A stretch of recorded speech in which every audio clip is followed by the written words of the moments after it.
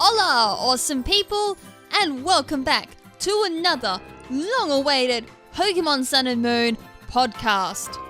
Alrighty, so I said I was going to do a podcast many times throughout the Pokemon Sun and Moon updates we've been getting, but I thought, why not leave it for one massive podcast right before the release of Pokemon Sun and Moon, and that is exactly what I'm doing.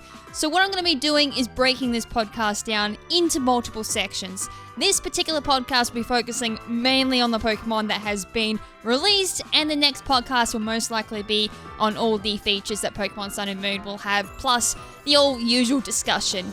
Also, quick note, there will be no mention of leaks. Anything like that at all. This is going to be just purely based on official releases. You don't have to worry about any of that nasty stuff at all because, hey, let's face it, leaks really do spoil the game.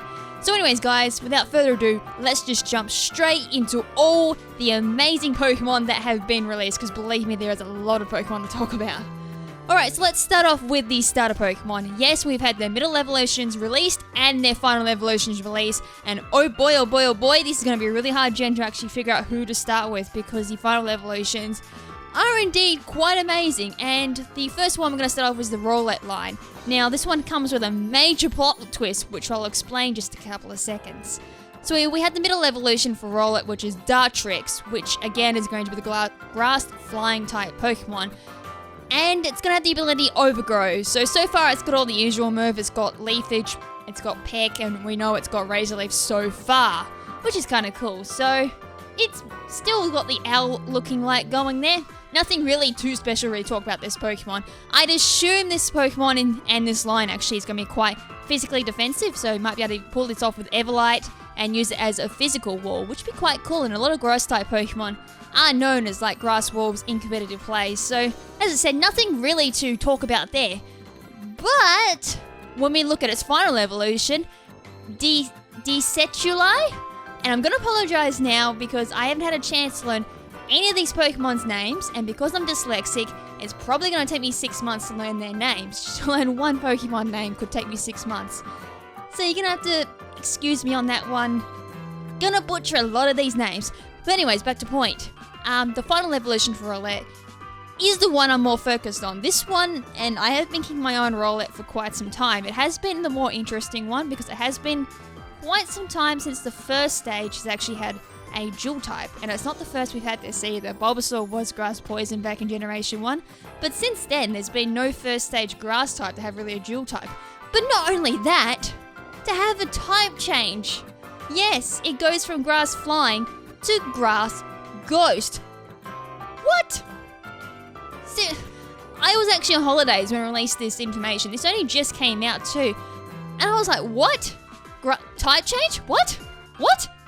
Oh my goodness, so it even comes with its own signature move, and that's something that all the starters' final evolutions get, is their own signature moves. Again, which is, I think, almost unique. I'm trying to think off the top of my head there if there's like any starter Pokemon that had their own unique moves, and I'm pretty sure none of them did. I could be incorrect there, because I haven't been keeping up to date with like a lot of the signature moves and all that. But the signature move on Dexui is Spirit Shuckle, and this is an arrow move. It's going to be a ghost type move from what I can see, and it's going to disallow Pokemon from being able to run, so similar to like Mean Look, Spiderweb, and all those other moves. So that is really cool, and I was looking at it yesterday, and I'm looking at its face going, why does that face look like Talonflame? Jeez Louise. So yeah, this is going to be really interesting, and this is going back to my whole point saying that the grass line is definitely going to be quite physically defensive. With Grass Ghost, it's definitely going to be a great counter any fighting type Pokemon, though it does open itself up to a few more weaknesses. Though it does remove that full times weakness to ice type moves, which is kind of grand actually, so this is definitely a Pokemon to be looking out for. And top that off as well with like the Spirit Shackle, but making Pokemon not allowed to escape. That's going to make some really nasty, well, Toxic Stole, let's just face it. There's going to be a few people running Toxic with this particular Pokemon. Alright, so from there we have the fire line. So from Litten, we have Torracat, which is the middle evolution. Again, nothing really too special going on here. It's still the fire type Pokemon. It's still got Blaze. But this is the one we've been waiting for. The clarification if it's a fire type Pokemon or firefighting type Pokemon. Like all the leaks said, everyone went crazy when the leaks came out for this one. No, it is not, thankfully. It is, like I said at the very beginning when we first were introduced to our starter type Pokemon, I did say there's a chance that this could be a fire dark type Pokemon. And guess what? I am bloody correct. I can sense a dark type Pokemon from a mile away. Because I love my dark type Pokemon that much. And with that, I am also pleased to announce that my starter Pokemon will be Litten. Only because it evolves into a dark type Pokemon. I am so biased with my dark type Pokemon, as you can tell. But yes, with the whole fashion of these signature moves, Incinerador, which is the final evolution to Litten, comes with the move Darkest Lariat. Now, I can't remember if this had any extra effects, but the animation looks really cool, so all I can think at this point in time with Darkest Lariat is Naruto with like Killer Bee and one of the Kages. They both use Lariat and that, so be no surprise if I call Incinerator like Killer Bee or something. That's a bit of a Naruto reference. But I am so glad that it's not a fighting type Pokemon, because believe me, I would have been spewing if it was a firefighting type Pokemon. At this point in time, a firefighting starter evolution is pretty much overused, overrated, and quite boring. So to see Fire Dark, and at the same time, we only have really one Fire Dark Pokemon off the top of my head at this point in time, is Houndour and Houndoom, and they're up as one of my favourite Dark type Pokemon. So it is really cool. So to bring back one of that types, and the fact it does have a really cool design as well, I mean, all I can think just looking at that is gotta do the slam. Really, just put a basketball in that Incinerator's hand and you got a basketball player. Alright, so let's move on to the last starter, and that is the Popplio line. So its middle evolution is Brony, and it is still a water type Pokemon. Still nothing new going on here. I mean, a few people were like, what's this middle evolution? And I will admit, I was a bit on that side myself, but it has grown on me since then. It is kind of quite cute.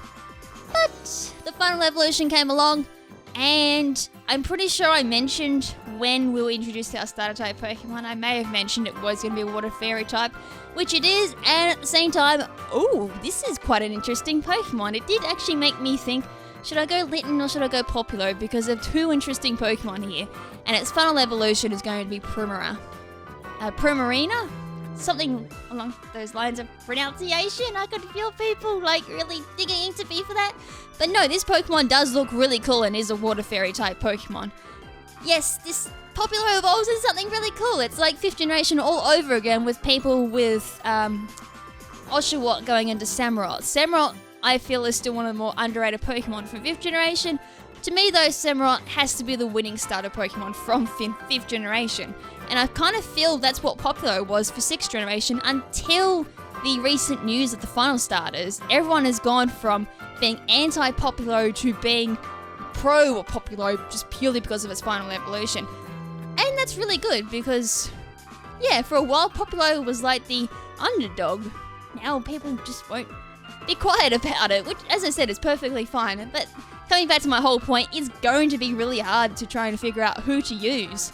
All the final starters, and that was what I was basing my final decision on, to who my starter Pokemon was their final evolutions.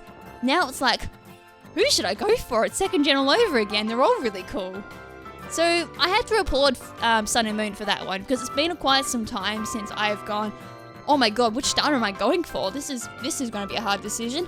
And indeed it will be, and I'm hoping that's the same for a lot of people, and by the sounds of it, it kind of is. So really major props there. So that's the starter Pokemon out of the way. So now, let's go back, and I'm going to go through so many things. I can't remember when these guys were released because, as I said, I officially went lazy KrimZen, and because I also wanted to do everything all in one go, I kind of just left it. So I can't remember anyone's release dates. So anyways, let's go on to the Rockruff evolution. Now, a long time ago, when a Korokoro came out, I can't remember which one, of course, it said that Rockruff had a very interesting trait to it, and apparently the starter Pokemon did as well. Haven't seen what the starter Pokemon have so special about them so far, besides like their final evolutions, so that's still a mystery right there, is what's the starter Pokemon going to do with the Rockruff in regards to this whole secret thing going on. So I'm kind of glad that Game Freak really hasn't spilled the beans on that one. But in regards to Rockruff, we did find out that its evolutions, it has 2 split ones depending on what time of day it is, similar to how Eevee can evolve into either Espeon or Umbreon depending on what time of the day it was. Same thing here with Rockruff. Sorry, I gotta quickly jump in and correct what I just said. Rockruff actually evolves depending on what type of game you are playing. So if you're playing Pokemon Sun, you get midday form, and if you're playing Pokemon Moon, you get the midnight form. That point completely skipped my mind, so I do apologize for that little mistake.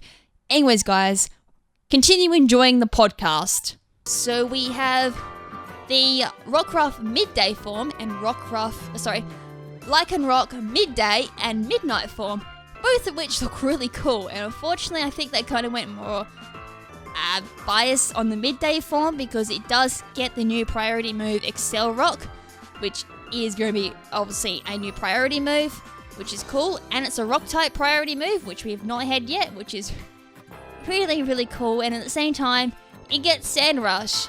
And when I saw this, I'm like, I think I got a brand new Sandstorm team, and I've already said that we had Passo Sand, I do believe its name was, with the water compaction ability, which would complement Sandstorm teams quite well. This plus the new rock type ability, a rock type priority move, plus being a rock type as well, meaning it does get a passive boost from Sandstorm, does really make it quite a good Sandstorm Pokemon to run. Whereas its midnight form gets Keen Eye and Vital Spirit. Also the midday form also gets Keen Eye, but who cares about that when you got Sand Rush? But yes, Keen Eye and Vital Spirit is the midnight form, so unfortunately it doesn't have much going for it, no like priority moves or anything like that. At the moment, we know it has Counter and Crunch and Rock Throw, but that's probably about it. It's got no other beneficial things going for it at the moment. Although I can say, because they are referring to the midnight form for like power, I think.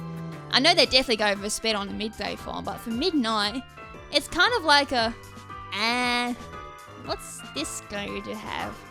And it still remains a rock type Pokemon. It doesn't get any rock dark or anything, which I kind of was disappointed. They kind of missed out on doing a rock dark type Pokemon, but hey, I can live with it. If I can find something interesting with midnight form, I will definitely use it.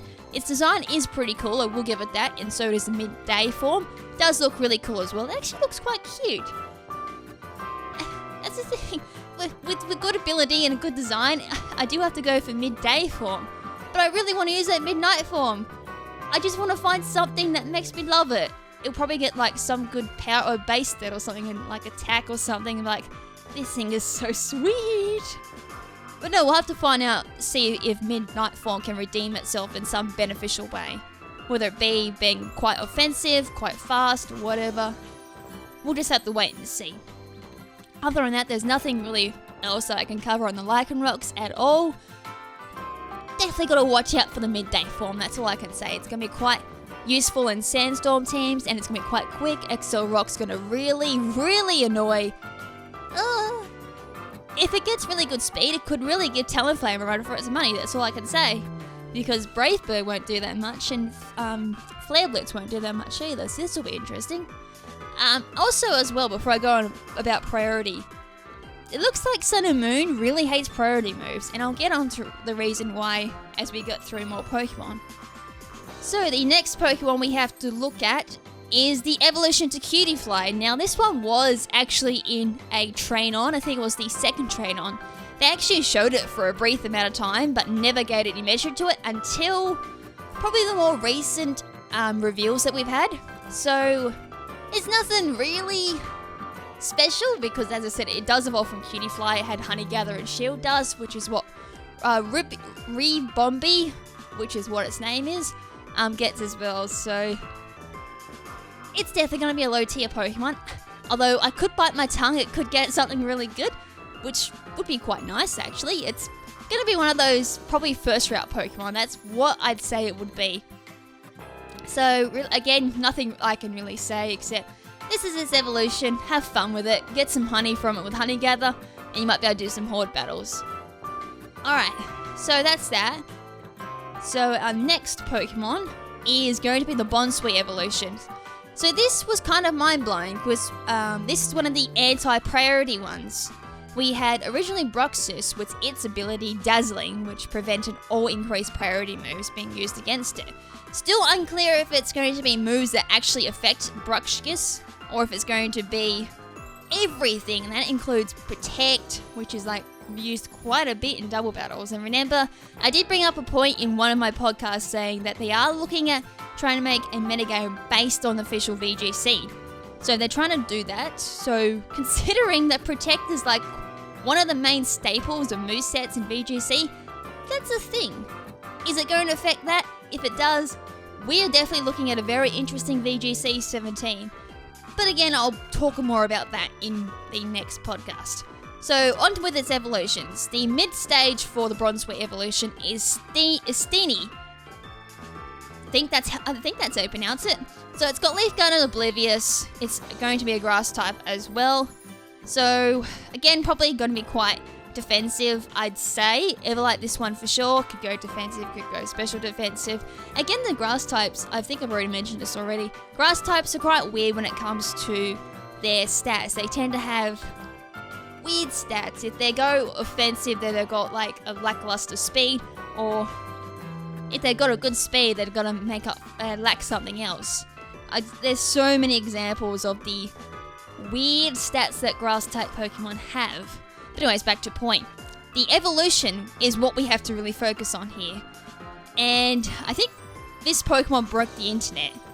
And that is Sarini. Totally butchered that one. I feel that one. And again, this is a grass type Pokemon, but it does get a brand new ability.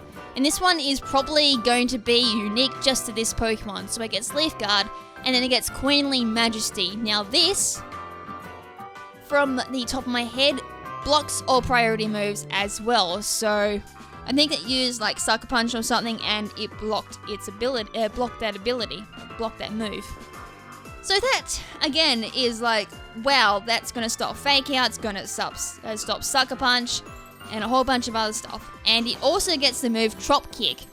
Now, this is going to be quite a low base power move, because it does drop Pokemon's attack when it is used, similar to how I think it's like Low Sweep drops speed when the move hits the Pokemon, similar to Bulldozer, it drops speed, but this one drops attack, and it's a grass type move, obviously, as well. So definitely look out for that. I'd say this one would be a good contender for VGC 17 since it does block moves like Fake Out. Fake Out is extremely popular in doubles. Even in singles, this could be a problem as well since it drops attack. So you could do that, drop the Pokemon's attack. Good anti-lead as well because a lot of leads lead with Fake Out. That's, as I said, it could be a problem, especially in VGC. So far, I'm kind of leaving out singles because singles doesn't appear to be changed all that much from what I could see. Plus, I've been kind of analysing this Pokemon from a VGC 17 aspect since a lot of people know I've been training for VGC 17. So this will be definitely something to look out for, I'd say. So, besides from the 2 points there, which is Queenly Majesty and Trop Kick, yeah, it's going to be an interesting Pokemon that I think a lot of people are going for. But also, having said that as well, because it's a grass type Pokemon, Hidden Power Ice is going to be a problem against it. Probably about it. So, yeah, we'll have to see what its stats are, of course, when it comes out to see how well this Pokemon will actually perform. So I got that. So our next Pokemon will be... There is a lot of Pokemon. Alright, so here we go. We've got the Dragon line for Sun and Moon, and that's going to be Jangmo, Hakamo, and Komino. And we actually saw these guys in the Pokemon Sun and Moon demo. Now, I won't actually say what context they were in for Pokemon Sun and Moon demo for those of you who haven't played, for the sake of not spoiling anything. So, As far as we know so far, they're all Dragon-type Pokemon except for Hakamo and Komono, which is the middle evolution and the final evolution for Jangmo, which is Dragon Fighting-type Pokemon. Again, two unique typing that we haven't seen yet in the Pokemon series. And not only that, this will actually be a problem in singles, actually. It's got Bulletproof and Soundproof as its ability. All three Pokemon have them. Now, obviously Soundproof in singles, we see quite a bit of sound moves. There's like Hyper Voice, which is used quite a bit. We also have Bug Buzz. And of course my brain shuts off and I can't think of any other sound-based moves, but there is quite a lot. So that's going to be a problem, and Bulletproof obviously stops all bomb moves, and it stops another move. And of course, again, my brain shuts off. But we see a lot of those moves in singles, which was the point I was trying to get at. VGC, it's really going to stop Hyper Voice mainly. But again, I think Sivon being the biggest offender of that in Gardevoir, can always swap around and do Moonblast. So that's, and these Pokemon are not going to like a Moonblast at all. So maybe they're going to swap it up and do Moonblast as a main move. But from what I could tell in the demo so far, they could be quite slow because Automize was one of the moves that they were shown with, and it didn't outspeed a Greninja, so to whether or not it had low IVs or no EVs in speed, and the Greninja had decent speed EVs, because I know there were set EVs in the Greninja, so it could be going low speed to make up for the insane attack that these things will probably have, because being a Dragon-type Pokemon and a Fighting-type Pokemon, I'd say the base stat in attack is going to be quite high. And at the same time, I'm kind of guessing this is going to be our pseudo-legendaries for Pokemon Sun and Moon. Again, I can't really make any other speculations at this point in time because we've only really seen them in the demo, and we've been given no other information in regards to these Pokemon. So I'm going to leave them for now. Although, the next Pokemon is, well, when this one came out, gave me a brain dead because I went on overload thinking, what is this Pokemon and why has it got a unique name like type Null, which is a normal type Pokemon, and the internet went absolutely crazy trying to decipher this Pokemon. So it's obviously a Chimera, which is really cool, so full of an Alchemist overload there, and it has the moves Tri-Attack and Crush Claw. So, as I said, it sent the internet crazy with trying to theorize what this Pokemon was going to be, until they released the information that Type No actually evolved into another Pokemon. And when this info came out, I was like, whoa, this is actually a really cool Pokemon. And I do like the concept indeed, because the only Pokemon that comes close to how Silvally really works is, of course, Arceus, and I think they're trying to play homage to Arceus with the ability RKS system, which is similar to how you're supposed to pronounce Arceus, so I already know I'm pronouncing Arceus wrong, just purely from that. So what's supposed to happen with the Silvally Pokemon is, yes, it's going to be a pseudo-Arceus. It's going to get given a item which allows the Silvally to change its type depending on the item, so you could choose to make it a fire-type Pokemon, you can choose to make it a dark-type Pokemon, you could choose to make it whatever you want. And I'm pretty sure using this, it allows you to change its type as well. So by default, it's supposed to be a normal-type Pokemon, but then give it the item, it can change to, I think, either pure-type or normal with that particular type. Not too sure if it's going to work exactly like the Arceus multi-type ability. So that's the thing. It does also get the signature move very similar to Judgment called Multi-Attack, which will be based on whatever item type you choose to make it. So if you have obviously the dark type attached to it, it'll be a dark type multi-attack instead. And at the same time, it'd be similar to, as I said, this is all based on Arceus as well. So everyone knows how if you had different plates attached to Arceus, it'll change its color. Same thing with Silvally. So if you give it dark type, I think its feathers on its head will go black. Can't remember if anything else changes, but I know for a fact that its feathers on its head do change. Also, can I just point out how freaking badass this design looks? This is probably one of the better designs I've seen so far. Wasn't really too sure about type Null at first, but once they went through and explained its evolution and how it works, it actually makes a lot of sense. And I don't know why, but type Null actually puts my mind on the Trojan horse. Also, I forgot to mention, type Null has battle armor ability, which prevents all crits. So, Pokemon Design Award has to go to Silvally. I just got to put it out there. It also reminds me of a griffin for some odd reason. Just take out the wings. That's a griffin. Anyways, that's all I can really say for now in regards to Silvally. Be really interested to see what its stats are going to be. If it's going to be like anything close to like legendary stats, like Arceus stats or anything like that. Or if they're going to nudge it down a little bit since it will be used in the main game, I'd say. Alright, let's go on to 2 Pokemon that I swear people were theorizing for quite some time how to use in VGC doubles. And again, this is something that's made me think, is Sun and Moon going to be quite competitive based compared to campaign based? I really hope that's not the case because I want a decent campaign. I really do. I was disappointed with X and Y for how short it was. It was mainly dialogue because I went through and replayed Pokemon X and Y recently. And all I could say was, wow, there's a lot of dialogue in X and Y, which kind of padded it out a little bit. It wasn't until I took out all the dialogue, it's like, this game is relatively short. So I'm kind of hoping Sun and Moon makes up for that with a decent campaign, and hopefully they don't go competitive base. And these 2 Pokemon really kind of enforce how much Game Freak is really trying to improve their metagame in regards to official play. Definitely trying to focus on doubles here, which I kind of feel they're forgetting about the other formats as well. But anyways, these are the 2 VGC doubles Pokemon, and at the same time these are version exclusive, Passamant and Oranguru. So Passimani is Pokemon Sun exclusive, and Oranguru will be Moon exclusive. Yes, I'm like really trying to struggle with this. But anyways, Passamant has the ability Receiver, which means when the ally Pokemon faints. So for example, if you had the ally Shedinja, you would gain the ability Wonder Guard when it faints. I mean, that's probably one of the easiest ones. You can give Shedinja Life Orb or Final Gambit. Wow, that 1 HP Final Gambit hype! You could give it that faint Shedinja and you'd get the ability Wonder Guard. But this is the thing. Does it have to be any feint? Similar to how if any Pokemon faints in the field with Begin and with Soul Heart, it gains like a special attack boost. Does it work in that way, or does the Pokemon have to faint by the opposing opponent? Or can you just do like a self-inflicted feint with Final Gambit or something like that? That's kind of what I'm looking at, because otherwise that can be abused in so many ways.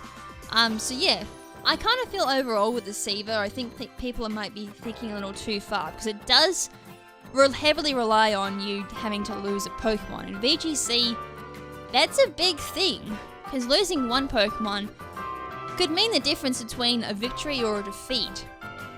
But at the same time, we have no idea what ability is going to complement this Pokemon. I mean, with skill swap being quite common as well in common, I should really say uncommon. A few people try and pull this off.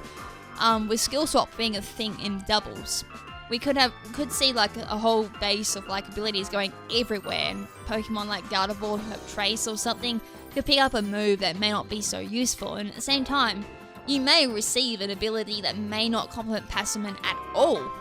So at the moment, from what I can kind of speculate, I'd say moves like Pure Power or Huge Power from like a Mega Mawile or a Zoomarl could actually complement this Pokemon quite well. But as I said, you do have to lose a Pokemon in the process. So there's a pro and then there's a con as well. So it could work to an advantage, but at the same time, it may not work at all. I mean, I've seen people come up with like giving the Pokemon Moxie, which could work, but at the same time you have to take out a Pokemon as well.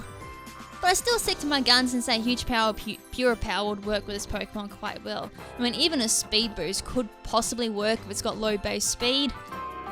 Could work, but it could even turn around and be a special attacker. I don't know why, but it could, but it's a fighting type Pokemon. I don't see that happening.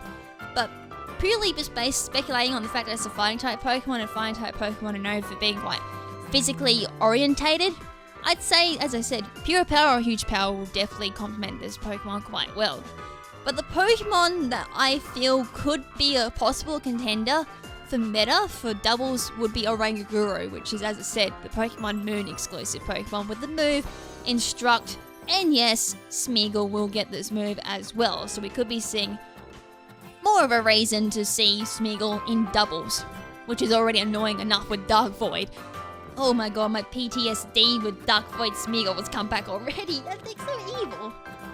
Oh, but anyways, the Oranguru with Instruct. Let's talk about that. This could be a problem. Now, also having said that as well, it's not fully explained how Instruct is going to work. Is it going to work exactly after your teammate attacks? Or does it work on speed? Well, at the moment, we have no idea. It could work like after you. Who knows? But from what we can tell, Instruct allows your ally Pokemon to move again. So we saw in the example, we saw a Pokemon using Surf, and at the moment it's just like blanked my mind. I think it was like the big whale Pokemon, Wishy-Washy. How in the world did I forget that name? But anyways, it used Surf, and because Oranguru comes with the ability Telepathy, which prevents any multi-target moves from affecting the ally, means Surf could hit both the opponents, and then it used Instruct, allowing Wishy-Washy to use Surf once again, causing quite a lot of strife because, as I said, Telepathy negating the damage done to Oranguru from Surf because it does hit all 3 Pokemon on the field, which meant Surf became extremely useful. And the only move I can feel this is going to be definitely a problem to is Rock Slide, which means you could use Instruct on a Pokemon that's used Rock Slide and use Rock Slide again to give another chance of a flinch if it's already hasn't got a decent enough chance to flinch already. So that's going to be a major pain in the rear side. And there's like a few other moves that this could be quite scary on. Like, I don't know if this is going to work on priority moves like Sucker Punch from Mega Kangaskhan. Although, on the topic of Mega Kangaskhan, I would like to report, and I'm so happy to report this, that Mega Kangaskhan did get a nerf. The second attack from Mega Kangaskhan will now do 25% damage instead of 50%. So yes! Damage drop! Yes, yes, yes! Please drop a few other things and VGC doubles, please. So yes, this is definitely going to be interesting on how this is going to work. But as I said, I definitely see this coming into meta for VGC doubles. Alright, so let's move on to the last Pokemon that has been revealed in regards to like non-Alolan forms and all that. And that is Cosmog, which was revealed in the last trailer. This Pokemon has Unaware, and it's a Psychic type Pokemon. Also, I forgot to mention, Oranguru is normal Psychic for those who weren't aware. And it also had Inner Focus as well, but who cares about that? We're mostly going to be using it for Telepathy unless you're using it in singles. Inner Focus is still quite handy. Anyways, we have Cosmog.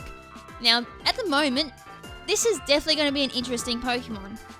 With Unaware, and they definitely make it look like this is going to be story driven as well, because in the Japanese trailer for the last release, they actually showed a cutscene with the trainer actually protecting the Cosmog. So that's going to be raising questions. What has this got to do with the actual story itself? Or is it going to have a little arc by itself, like a little side mission or something? I have no idea, but they're making it sound like this is actually going to play quite a big role in the actual game. So what? I have no idea, but it has got me interested. And apparently, from what I can remember reading, that Team Aether is actually researching this Pokemon. So yeah, this could have quite a big role in the actual story. In regards to competitive play though, who knows if it's got an actual evolution or something like that. It might make quite interesting little cup Pokemon. Unaware will stop like any stat boost or anything, so the EV boost C move will get negated by that, and a few other things like Power Up Punch and all that. But other than that, I kind of had nothing else to add to this conversation. All I can say is I'm very intrigued to how this is going to play in the story. Alright, so let's move on to the Garden Deities, which was the last ones to be released in the last trailer. So, with Tapu Koko, I'd like to introduce Tapu Lily, Tapu Bulu, and Tapu Fini. Now, these are the 4 legendary Island Garden Deities. So, Tapu Lily is Psychic Fairy with Psychic Surge, which brings up a Psychic terrain that blocks all priority moves. And there it is again, another anti-priority move, which I think just said it blocked all priority moves. So again, Fake Out, Sucker Punch, Aqua Jet and all that get blocked. But does that also mean that Protect gets blocked as well? Seriously, this is why I'm looking forward to seeing all the notes that come with these particular moves and all these abilities. It's like, what's getting blocked? What isn't getting blocked? I really want to know. Wow. it's going to be interesting to see how much the meta is going to change in Pokemon Sun and Moon. That's all I can say. So it's a Psychic and Fairy type Pokemon, and as I said, it's a Garden Deity. At this point in time, still don't know anything else, but it kind of looks quite cool. It reminds me of a squid, in a way. I have no idea if these Pokemon are based on any type of, like, design or anything, or a particular feature.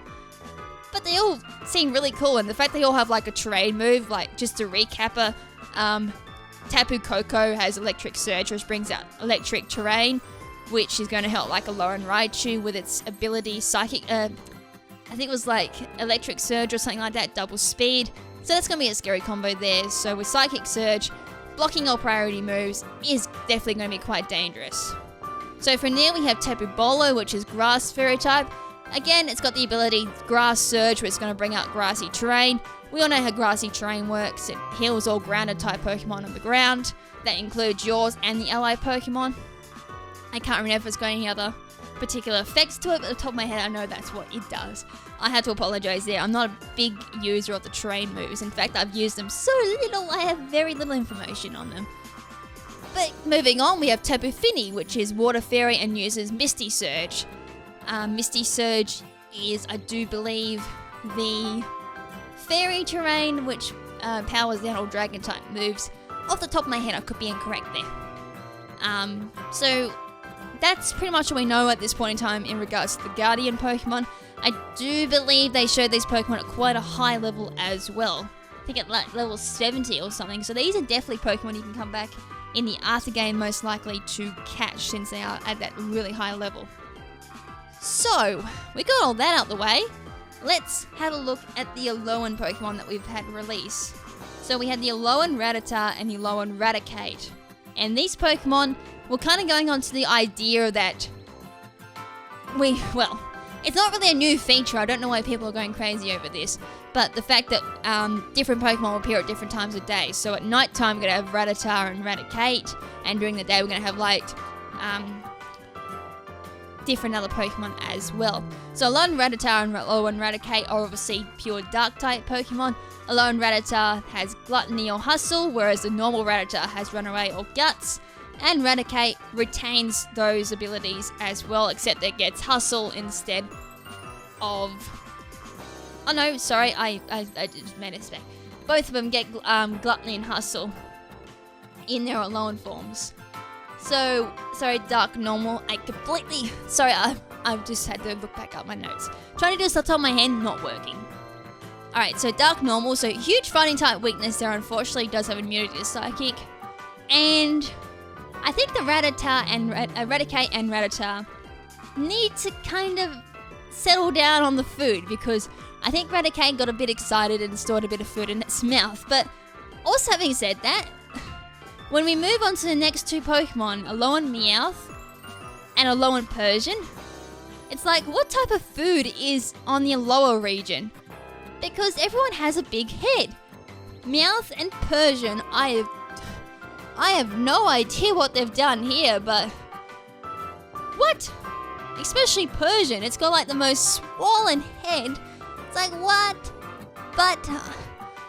Again, I have a bit of a soft spot because they do go from normal type to dark type as well. So, Alolan Meowth has Unnerve, and Alolan Persian has Fur Coat and Technician, which is actually quite handy because Persian normally isn't quite defensive as well. It takes one hit and goes down to a Focus Sash most of the time, whereas Fur Coat's going to be raising its defense.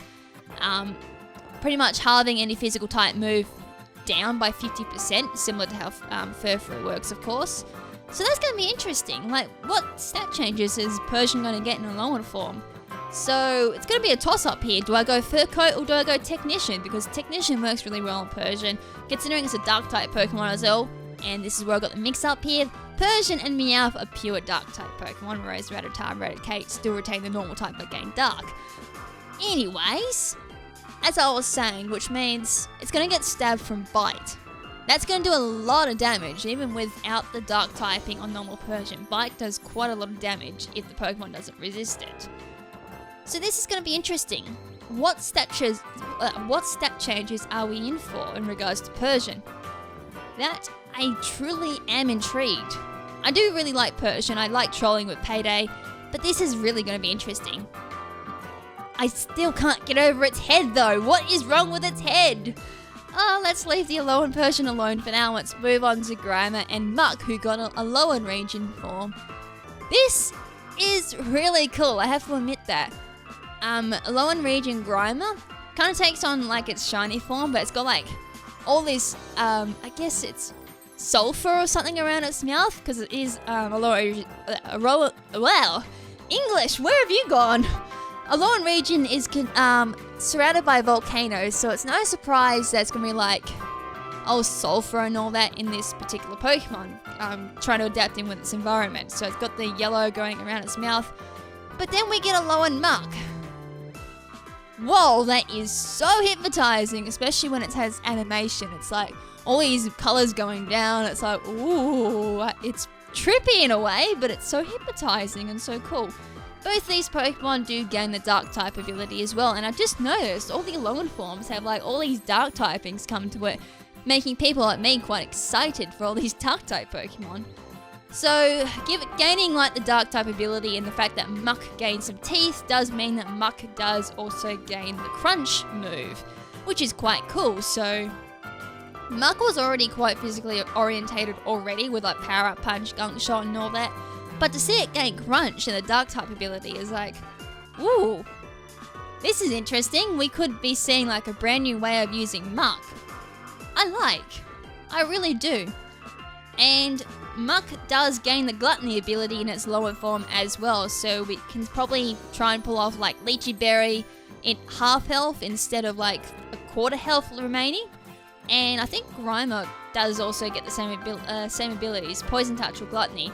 And normally, underneath normal conditions, Grimer gets Poison Touch through hidden ability.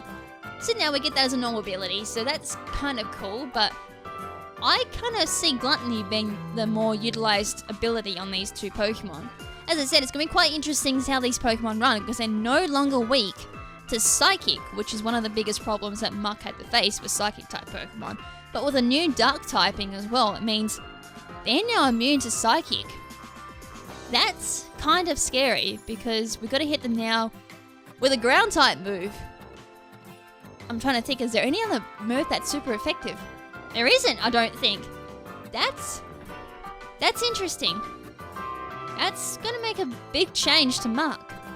We could be seeing an increase in usage here. That's really cool. As I said, I am really looking forward to seeing what comes out of these new Pokemon in regards to, like, are they going to increase usage, some previously unused Pokemon? Persian is an unused Pokemon, let's face it. So is Raticate and Rattata. Two unused Pokemon that people just don't use. Muck was very rarely used, even in Smogon singles. It was very rare to see. A lot of people chose Weezing over it because of Weezing's amazing defense, whereas Muck was more special defensive in a way, and it got utilized Power Up Punch as well, but even then people just didn't use it because there was better options to use. But now with this Poison Dark, no longer weak to Psychic, does get some decent moves from what I can see so far. This could make a big impact on the meta. So I'm definitely intrigued to see where this Pokemon goes. And there was one more Pokemon that was released, but since there's been no official information on that Pokemon yet, I'm not going to mention who it is. For those of you who have seen like the news and all that, or played the demo and seen this particular Pokemon, will know exactly what I'm talking about. For the sake of those who haven't played the demo, don't want any spoilers yet, I won't spoil it for now. And that's the same for anyone who's done like seen all the data mines and all that. Please do not give away or spoil that for everyone else. I, especially myself particular, I do not want to know anything until the game comes out. That's all I'm going to say. But anyways, guys, hope you guys enjoyed the podcast. I'm sorry I buggered a few things up. I've just come back from holidays and I'm slowly trying to get back into work phase. Kind of not happening, as you can probably tell. But as I said, I hopefully will be a bit more on the ball when it comes to the second podcast, which is going to be looking at all the new features that Pokemon Sun and Moon will be bringing to the table. And I can just say right now, definitely looking forward to these features. It's really going to be game-changing, some of these features. So hopefully, as I said, you guys enjoyed it. And hopefully you guys will also enjoy the other thing I'm bringing to the table as well in regards to podcasting. The last 18 days, that's all we've got left, guys. 18 days until Pokemon Sun and Moon comes out. The hype train is at full force now. It's insane. It's so exciting at the same time, but at the same time quite scary because it's like, ooh, this is, whoa, I don't know what's going on. But anyways, guys, I'm going to leave it there because otherwise it's going to be 50 minutes from me traveling on, which is quite normal. Anyways, guys, until the next podcast, this is Lady KrimZen saying ciao for now, but not forever. Ciao.